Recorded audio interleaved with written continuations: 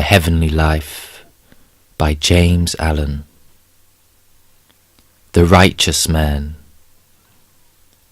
The righteous man is invincible. No enemy can possibly overcome or confound him, and he needs no other protection than that of his own integrity and holiness. As it is impossible for evil to overcome good, so the righteous man can never be brought low by the unrighteous. Slander, envy, hatred, malice can never reach him, nor cause him any suffering, and those who try to injure him only succeed ultimately in bringing ignominy upon themselves. The righteous man, having nothing to hide, committing no acts which require stealth, and harbouring no thoughts and desires which he would not like others to know, is fearless and unashamed. His step is firm, his body upright, and his speech direct and without ambiguity. He looks everybody in the face. How can he fear any who wrongs none? How can he be ashamed before any guy who deceives none? And ceasing from all wrong, he can never be wronged. Ceasing from all deceit, he can never be deceived. The righteous man, performing all his duties with scrupulous diligence and living above sin, is invulnerable at every point.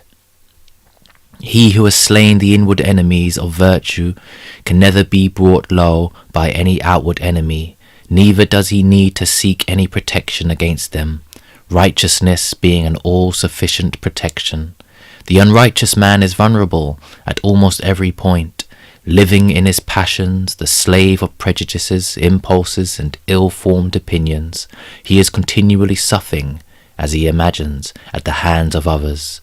The slanders, attacks, and accusations of others cause him great suffering, because they have a basis of truth in himself, and not having the protection of righteousness, he endeavours to justify and protect himself by resorting to retaliation and specious argument, and even to subterfuge and deceit.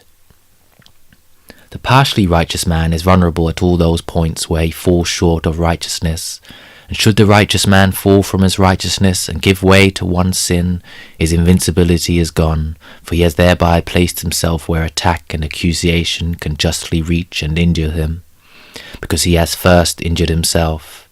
If a man suffers or is injured through the instrumentality of others, let him look to himself, and putting aside self-pity and self-defence, he will find in his own heart the source of all his woe.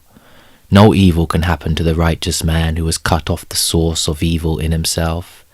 Living in the all-good and abstaining from sin in thought, word, and deed, whatever happens to him is good, neither can any person treat or circumstance cause him suffering, for the tyranny of circumstance is utterly destroyed for him who has broken the bonds of sin. The suffering, the sorrowing, the weary and broken-hearted ever seek a sorrowless refuge, of a haven of perpetual peace. Let such fly to the refuge of the righteous life.